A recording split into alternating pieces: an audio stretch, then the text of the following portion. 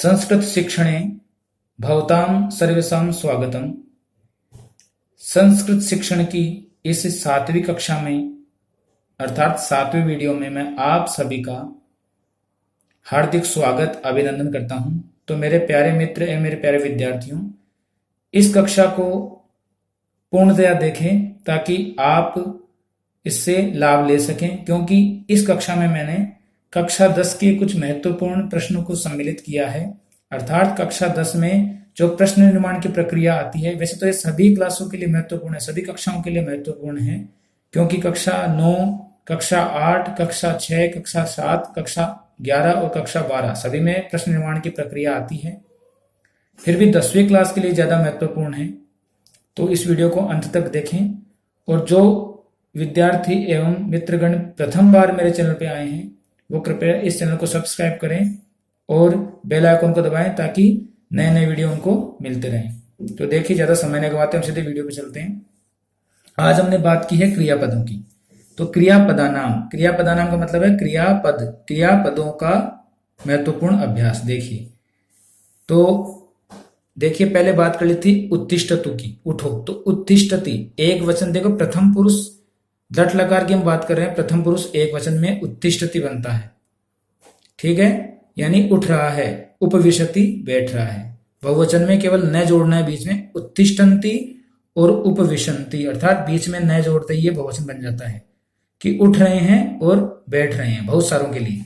तो यहां देखिए भवान की बात हमने की थी। भवान, ये देखिए लट लकार में लिखा है, लट लकार की बात हम कर रहे हैं। भवान यानी आप, उत्तिष्ठति उठ रहा है, उठ रहे हैं, और भवत्यः अगर हम कहेंगे स्त्रीलिंग में, भवत्यः बहुवचन में, तो भवत्यः उपविशन्ति आप बैठ रहे हैं। इसी प्रकार भवन्तः उपविशन्ति आप सभी बैठ रहे हैं, अर्थात पुल्लिंग के लिए।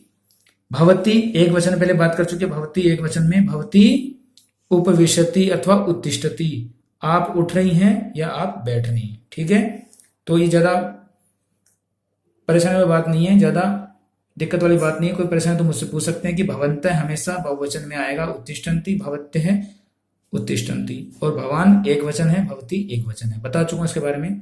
तो मैंने कुछ अभ्यास दिया है, वो आपको करना है। देखिए हसति हंस रहा है, पठति पढ़ रहा है, लिखति लिख रहा है, खादति खा रहा है, चलति चल रहा है, गच्छति जा रहा है।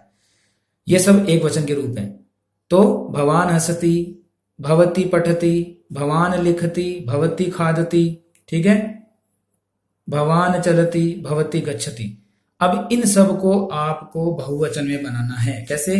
भवन्तः हसन्ति, इस प्रकार से हसन्ति, पठन्ति, लिखन्ति, खादन्ति, चलन्ति, गच्छन्ति, सब बना के इसका अभ्यास आप अपनी कॉपी में करेंगे।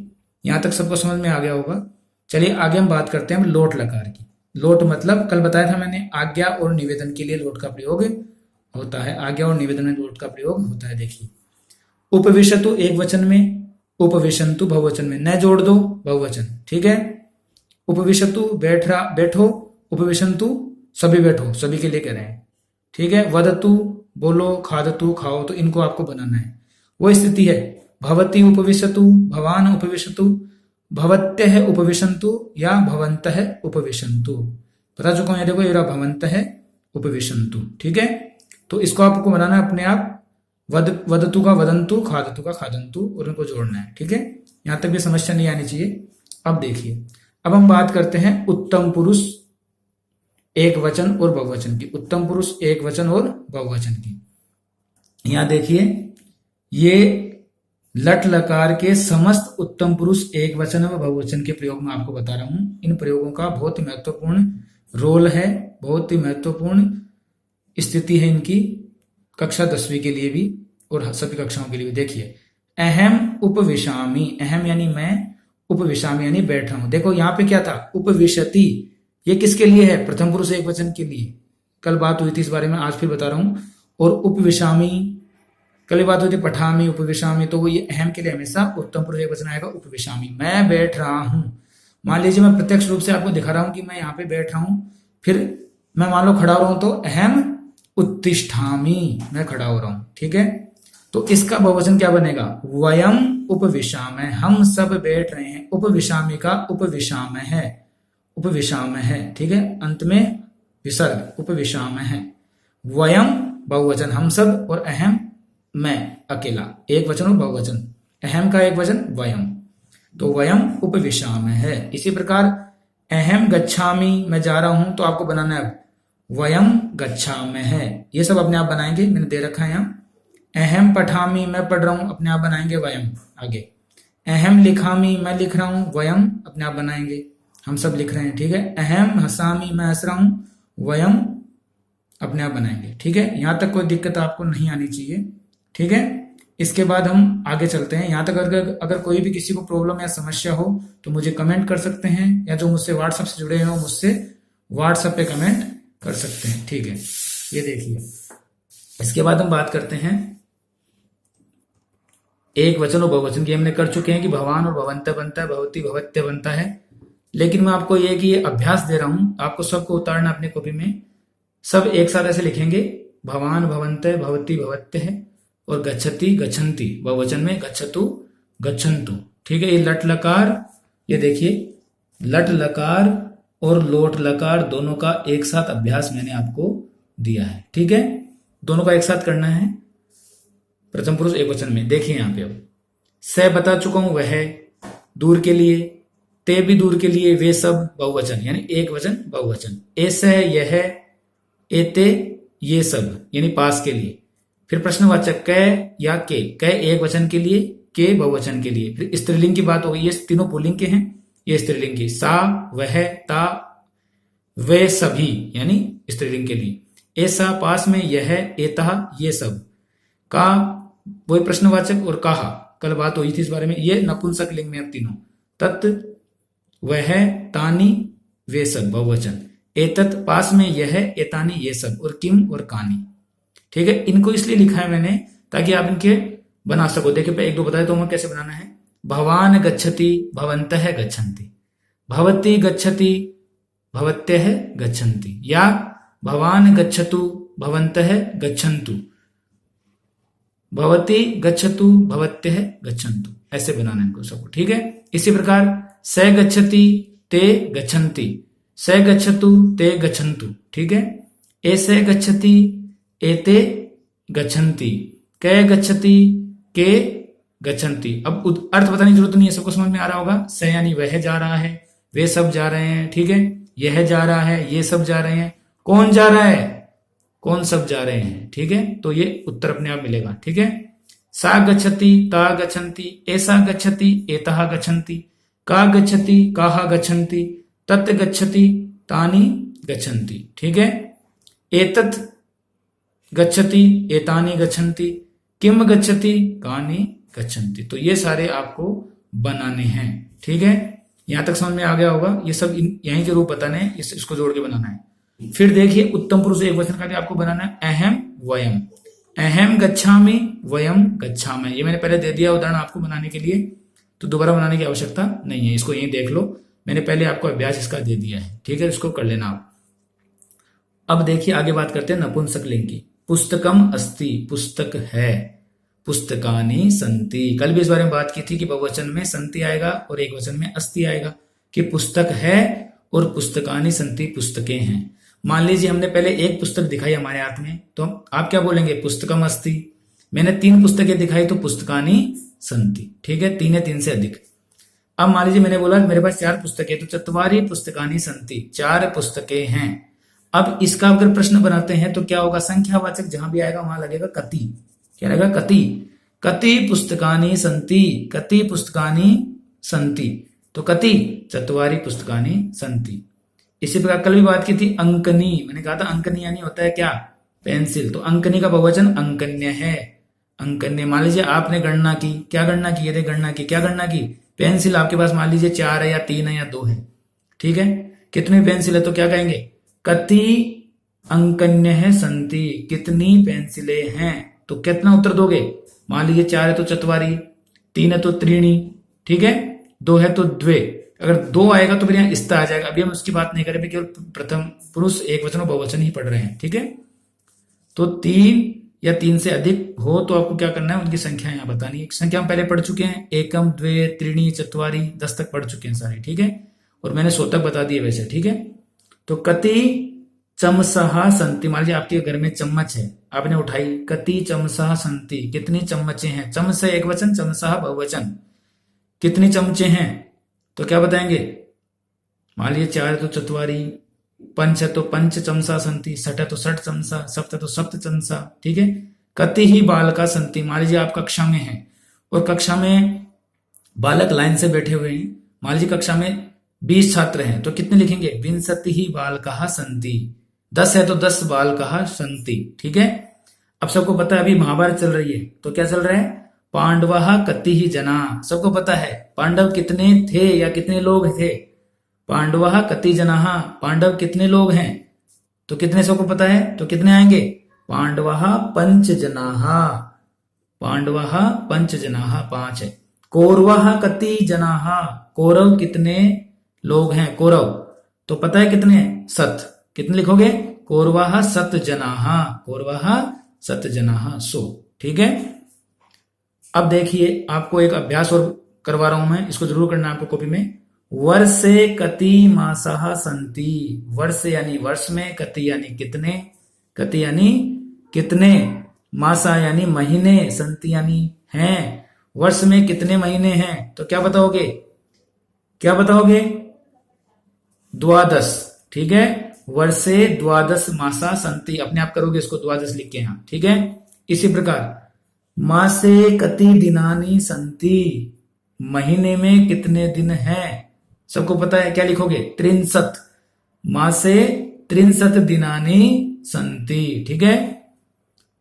हाँ, किसी किसी महीने में 1 63 भी होते हैं तो 31 भी लिख सकते हैं कि मास से 1 63 अथवा 63 दिनानि सन्ति, या केवल 63 लिखोगे तो भी चलेगा क्योंकि 6 महीने में 30 दिन होते हैं, माफ कीजिएगा 7 महीने में 31 और 5 महीने में 30, ठीक है। तो ध्यान रखना इस बात का।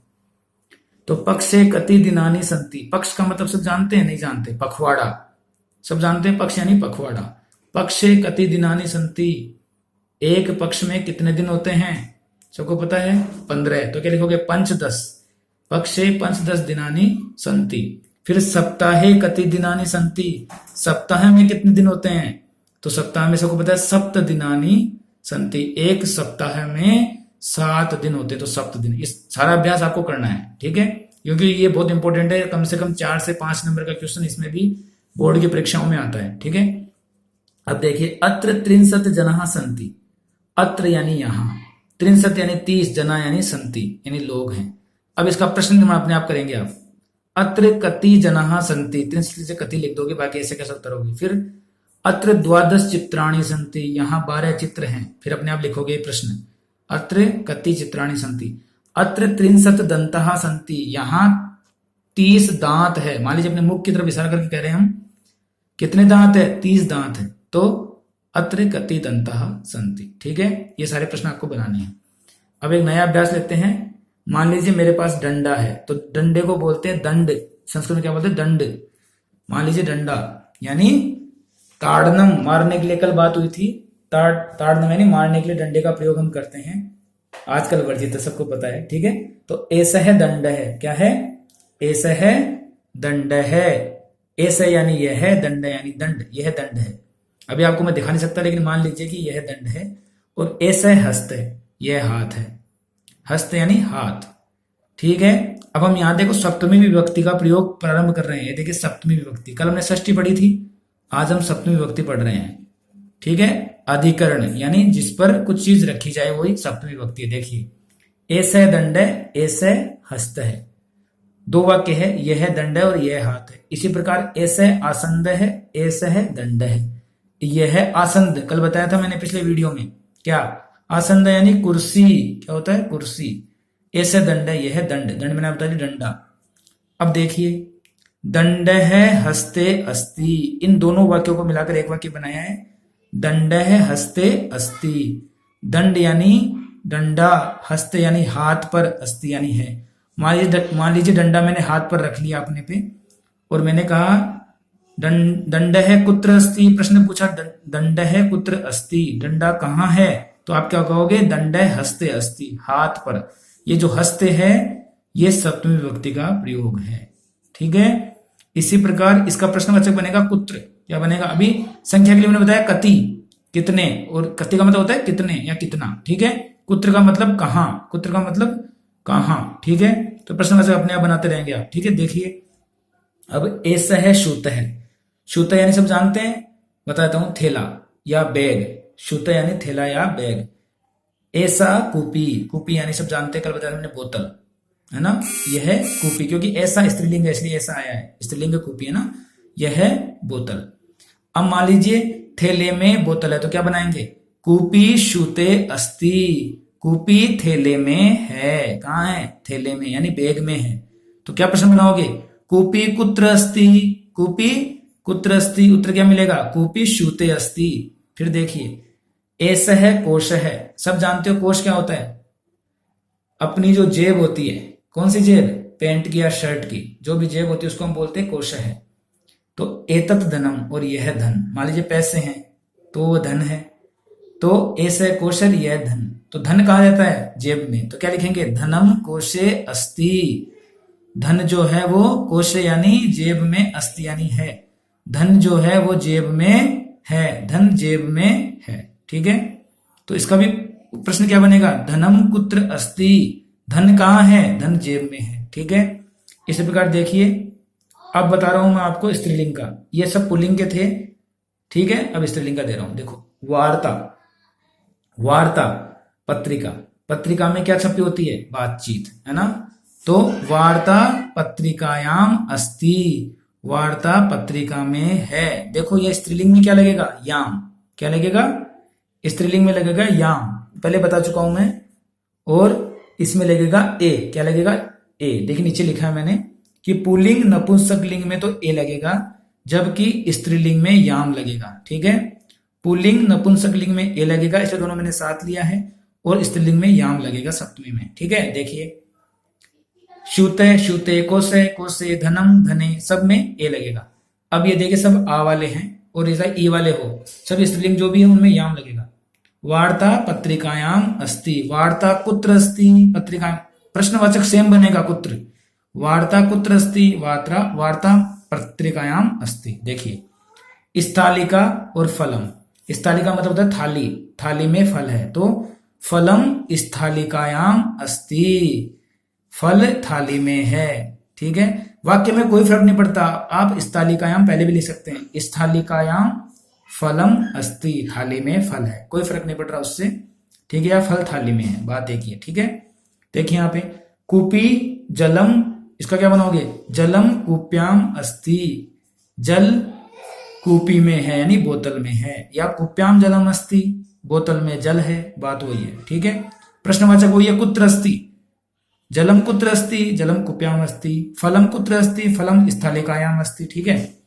अंगुलीयकम, सब जानते हो, अंगूठी, क्या, अंगूठी, अंगूठी कहाँ पहनते हैं, अंगुली में, तो क्या लिखोगे, अंगुलीयकम अंगुल्याम अस्ति। देखो अंगुली में एक ही मात्रा है तो कुप्याम बना, वैसे अंगुल्याम सप्तमी में क्या बनेगा, याम लगाते, मैंने कहा ई की जगह याम लगाते हैं, या अगर आ है तो सीधा याम जोड़ते हैं।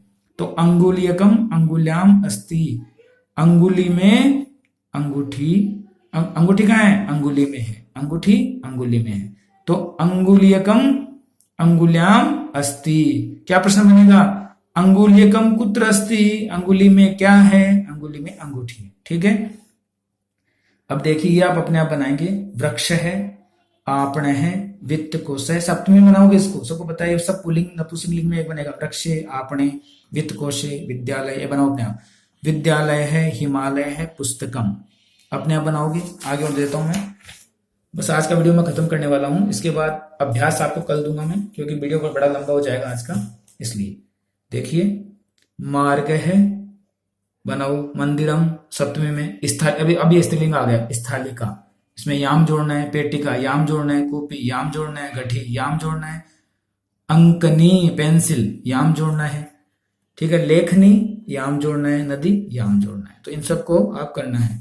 भारतीय और लिख लो, भारतीय बताता हूँ, भारतीय और लिख लो, भारती, भारती में भी अपने आप बनाओगे, ठीक है, ये जोड़ लो। इस अभ्यास को मैं आगे कल बताऊंगा, आज की वीडियो में इतना ही। वीडियो देखने के लिए आप सभी मित्रगण एवं विद्यार्थियों का बहुत बहुत धन्यवाद। इसी प्रकार मुझसे जुड़े रहिए और नए नए वीडियो देखते रहिए, ताकि आपकी संस्कृत में उत्तरोत्तर वृद्धि हो सके। जय हिंद, जय भारत।